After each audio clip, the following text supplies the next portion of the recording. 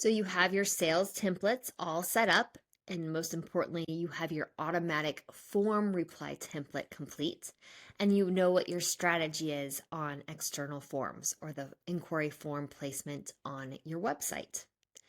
So we're going to create those forms and generate a code snippet for placement onto your website.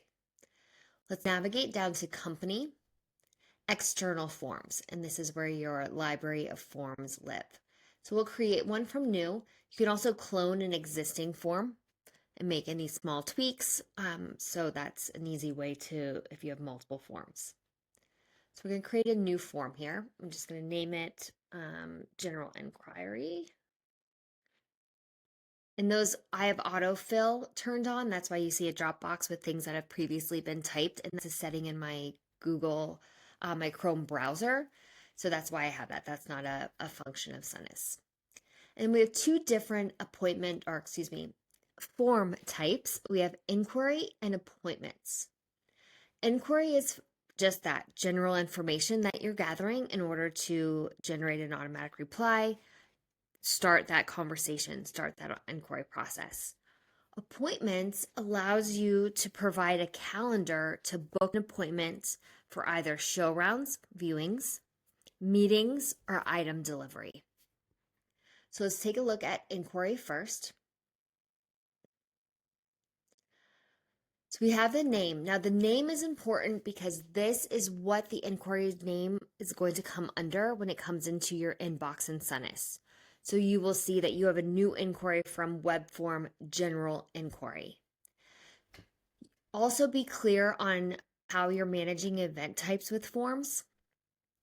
So you can manage specific event type specific forms. So maybe you have a wedding specific inquiry form, or if you have a general inquiry form, we can say select event type. You can also manage your multiple venues from one form where they will select which venue the inquiry is to go to. So for now, the venue form, so I'm going to just do one venue. So I'm going to delete the other venues I'm not using. Now, even though this is showing on this page, this is to tell Sunnis the form belongs to Hotel Holly. This field will not show on the form. So when it's just the one option, it will auto-populate that option. It will not show this on the form. Okay, so then we have name. Name placeholder. So name or label is what the field is called. The placeholder text is the space in the field. Let me show you, for example. Here's our test one. So the name, we have name here on the form. This is the E.G. John. These are your placeholders. So those are optional and you can take those off and this will be a little bit cleaner if that's the aesthetic you're going for, or it's helpful for your customers to know what information you're expecting. That's up to you. So label, placeholder name. The type is just single line of defaults. Additional classes, this is places where you can put additional classes for CSS, for styling of the form. And you can also determine the width, either default, full row, side by side, so it helps you with styling. Surname, same thing. Email. Now note that name, surname, and email are mandatory, and they default as mandatory, must remain as mandatory, so you can't change that. Then you have the submit button, but we want to add other fields. So the other fields you can add would be a message field. So if we added a message field, it would come in here, we'd move it to where we want it. I'm going to move it up underneath email. You could have multi-line or a single line. I'm going to make it multi-line. I'm going to say tell us more. And then the placeholder, we can put, event details, any questions that you have for them, etc. Do you know what package you're interested in, etc. Make field mandatory if you want to, or change the width for styling. So if you say yes, then they have to fill this out in order to submit the form. Now, other things that you may want to include. You can add in company name, so especially if it's a corporate inquiry, phone number, email confirmation, so it means they have to put the email in a second time, date desired. So this will populate into the date desired field on the inquiry page in Sunnis. Now event type, I'm going to go ahead and add this one as well. I'm going to leave it down here for now, because if I was just doing a wedding, if this was a wedding inquiry page, I would just default it as wedding. And since it's one choice, it will not publish on the form. So I can just leave it at this. That way, when the inquiry comes into Sunnis, it comes assigned as a wedding. The wedding defaults are applied. But quick note here, the event type does not determine the auto reply. So the email that is sent. So the form, regardless of the event type, receives the same auto reply. The auto reply is venue dependent. So if you do have multiple venues, then depending on the venue they select, that's the reply they'll get. But the event type is not, the reply does not depend on event type. So if you are going to be doing multiple event types, so say I also am doing conferences and parties and wakes. So those are the 4 event types that this form will be supporting, and I just want people to fit into one of those items. The reply is going to be the same. So I want to keep it obviously very generic so it's appropriate for weddings all the way to wakes.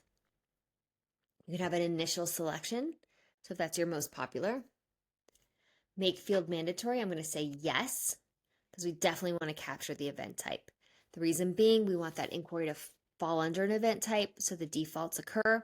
It also helps with reporting. I want to see how many wedding inquiries I'm getting, how many party inquiries, etc. Make sure you add your label. So what is your event type? What is your special event? Placeholder, we don't need that because it's a drop down. So you can see here the type is a drop down. And then I'm going to move this up to where it's appropriate in the form for me. So I'm going to put event type. I'm also going to add in the desired date because I think that's important. Preferred event date. And I'm going to make that optional. Make sure I hit save. And then the other ones, heard about us, marketing consent, I'll talk to in a moment. Budget, now that's just a text entry. So they'll type in what their budget is. It goes to the budget field in the inquiry general section. The amount of guests, so their approximation. Accommodation, again, that's a text box. Partner name, surname, email. Now, if you ask for one, you need to ask for all 3 because this will create them as a customer in Sunnis associated with the event. So we do need all 3 elements. Partner phone, and then if you do a custom text field box, I'm going to show you what this looks like. This will map to or connect to a custom field. So if there's something that you need to know that isn't one of our standard questions, you can add this here. It is a text field, so it's something that they'll type in the answer. But it could be, will you have pets in your ceremony? And for the placeholder text, yes. Note we have a max of 1 animal. And so they'll type in yes, 1 dog, no. But it will map this to which custom field, which would be pets included fields I have created right here. So you get up to 90 additional text fields that you can put onto your form to get additional information. The last thing I'm going to add in here is the marketing consent. And I'm going to put this right above the submit button. Now, marketing consent is where we're capturing their consent to use their email address for information beyond the event type they're inquiring for. So when they inquire for a wedding, there's implied consent to send information on weddings. By capturing their marketing consent, we can now send them information on the Christmas market we're hosting on site next week, or the Mother's Day brunch, or Christmas parties, whatever it is you want to market. And depending on what company name you put here, so if you put it as your umbrella company, then you could market to them for your different companies within your larger company. So I will put Longman Leisure here, not the venue name. And that way I can now, with their consent, send them emails from all of our properties, all of our businesses. So I'm not going to put a label on this because I just want the checkbox next to the text. They can accept or reject, that's fine. Initial selection, I'm going to put as accept. So that means the box will automatically be checked. They can opt out by unchecking the agreed box. And I have it right above the send button. Now for sends, you can leave it as send or you can rewrite submit inquiry, whatever. And this is an opportunity that you can actually tweak the purpose of the form. So this is an inquiry form, so we're asking some information. We can also position this as a brochure request, and on the button say something like request brochure. And that might seem softer to the customer. So maybe they're not ready to inquire. They're not ready to book a viewing, but they're ready to request a brochure. But you've got their email address, so you can now follow up. Okay. Now we're going to assign the automatic reply. The auto form reply, or whatever the template is that you named. If you have multiple venues, so you have the venue dropdown, you want to add a reply for each venue by clicking the add button. If I were to have different venues, I would add the reply for each venue. Okay, analytics. The inquiry source when they're using this form. So if this form is submitted, the inquiry source will be web form. You can change this by changing your inquiry sources under company categories. So you can actually, if you don't want to bulk every web form under the umbrella of web form, you could rename this the general inquiry form or the wedding form or whatever. So you can capture those singularly. A GA4 event is generated with submission of the form. So GA4 is your Google Analytics. So if you have this for yes, it will fire an event to your dashboard. And redirect URL after submission. It's another way people look at analytics. So if you redirect to a URL, you can watch those numbers. So you just put in your URL here. So when they hit submit, they don't get the generic thank you pop up. You can take them to your own thank you for submitting form page or a different page, what your call. Okay, then for styling, you could do unstyled, bootstrap, or default. So bootstrap would be the structure of your website. Unstyled, meaning you'll do all styling from your website. Default styling, it gives you just some basic styling, so it's not too horrendous, but you still may need to have your web guy or gal use some CSS to make sure it's meeting brand standards. But it gets you pretty close. Switch to single column layout on small screens. Yep, I'm going to leave that. Custom CSS. So again, this is the language for styling, like what the font is, what the color is, centering things, etc. You can add it here, or it can be applied to the website, either or. And again, remember you can add additional classes on each form field. Such CSS that I see used, besides using brand standards as far as color and fonts, some people like the error message to appear in red or bigger when they're trying to submit in a field, a mandatory field hasn't been filled out. So that's an option for you.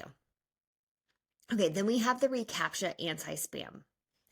So this prevents like bots from coming in and filling out forms and just making sure that you're not getting spammed. We have a default reCAPTCHA key. However, if you have reCAPTCHA set up for your website, I do recommend that you use your reCAPTCHA site key and secret key here, just to make sure you have everything linked together. Please note that the reCAPTCHA must be V2 invisible. Okay, so that is a critical element. And then you can control if there's certain domains that you want the form on, or you can leave that blank. So once you have all of this ready, you're going to hit save. And then published, yes. Hit save again. Actions, add to your website, and this is your form code or your form widget. So you're going to copy this, and then either you, if you have that in your wheelhouse, or provide it to your webmaster, will put this on your website. Once that's added, the form will load in like similarly to this. You'll see the reCAPTCHA loading correctly, and you do want to test the form. And these are things where you, with CSS, you can change the field name to be justified to the right, the background color of each cell, the color of the send button. So all of that is in your control.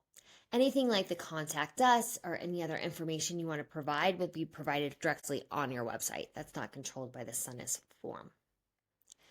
Now, the second form type is a viewing form. So let's take a look at those. So when you do an appointment form, here the difference is at the top, you're going to link it to your availability calendar based on the type of appointment. So this is linked to ShowRound.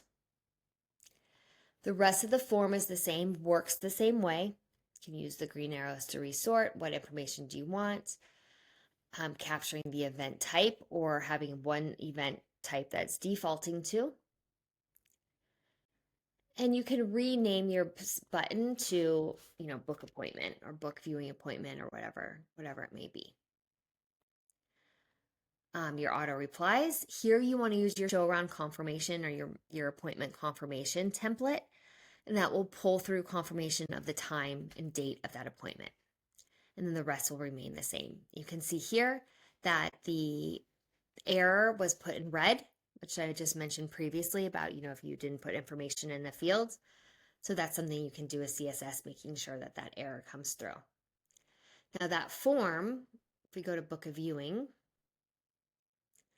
it looks very similar, except once you have a venue selected, it will actually pull through a calendar. You can see that we have one appointment available at 10 a.m. So I can book for that if I want to.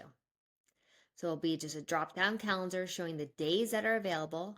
Once they select a day, then you'll have the appointment times and you can see your various time slots. And on the next video, I'll show you how you can create that.